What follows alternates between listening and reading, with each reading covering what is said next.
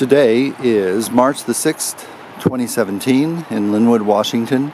This is JRDeal.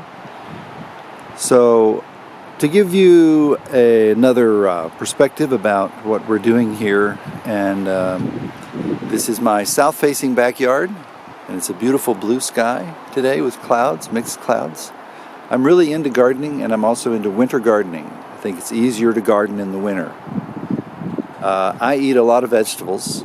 I am exclusively vegan for over 30 years, and so I was able to satisfy my hunger, for the most part, out of this garden. And these are the plants that survived the freezes that got down, I think, down to 20 at times. So this is called Italian kale, and these small parts are really nice to chomp on, but like most of this, it needs to be cooked. This is a plant that I chopped off and stuck in the ground. It's called Elegans multiflora, and it's going to make wonderful little red berries. So, propagating your plants is an important thing to learn. There are a lot of things you can just cut off a stem and plant them in the ground and they'll grow. Here's a grape that I just stuck in the ground. So now I'm going to have another plant of the type I like. This is called curly kale, and it's hardy and survives cold weather. And here's parsley.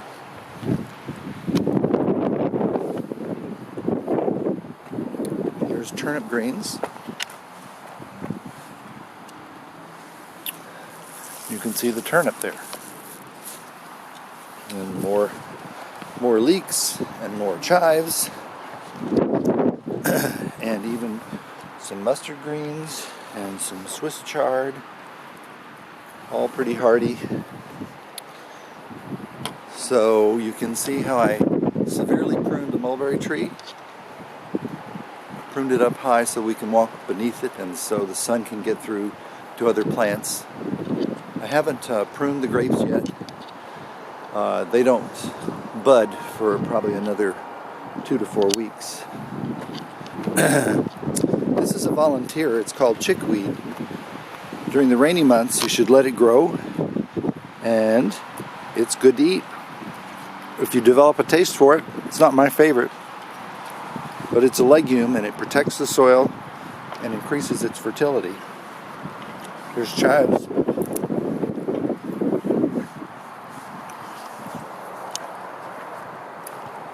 Now, I'll show you cilantro that was planted in December and survived the freeze.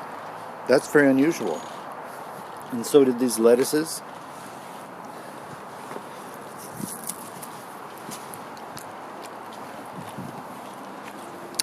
Next, I'll point out a few things about severe pruning of your beauty plum. This is a Asian pear. This is a fig tree. I'm going to let this boy get really tall.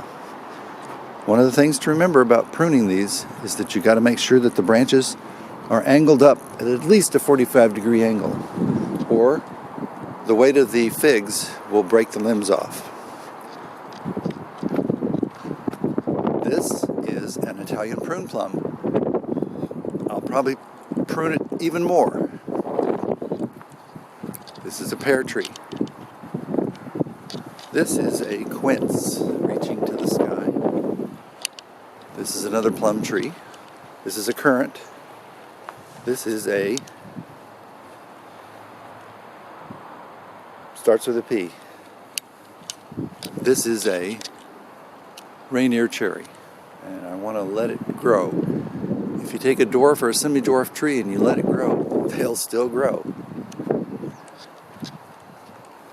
And over here we have more, my favorite greens, Italian, and that is a pear tree, that is a mulberry tree, another plum tree in the back, and I want to wrap it up by introducing you to the mother plant. This is Elegans multiflora, and it's already budding. This is the one where I chopped these off and stuck them in the ground. It's best to do it in the winter when the plant is totally asleep and not growing. So that's it. I encourage you to grow your own food, eat your own food. Just cook it with onions, garlic, ginger, other spices, herbs. Put flax oil on it, or hemp oil, chia seed. All these provide your essential fatty acids. Take your B12, get your essential fatty acids, and as you can live on vegetables only. So I'll close out by saying, get into gardening. It'll just make you healthy. If you live in an apartment, or you have a very dark yard, you need to study plants that will grow in shade. There are plants that will do okay in shade. But if you live in an apartment, then sprouting is the way to garden. Lentils, mung beans will all sprout very easily, and just put them in a bowl of water. I don't believe in sprouting jars, but pretty soon you're growing your own salad and your own greens. That's it for today, March the 6th, 2017.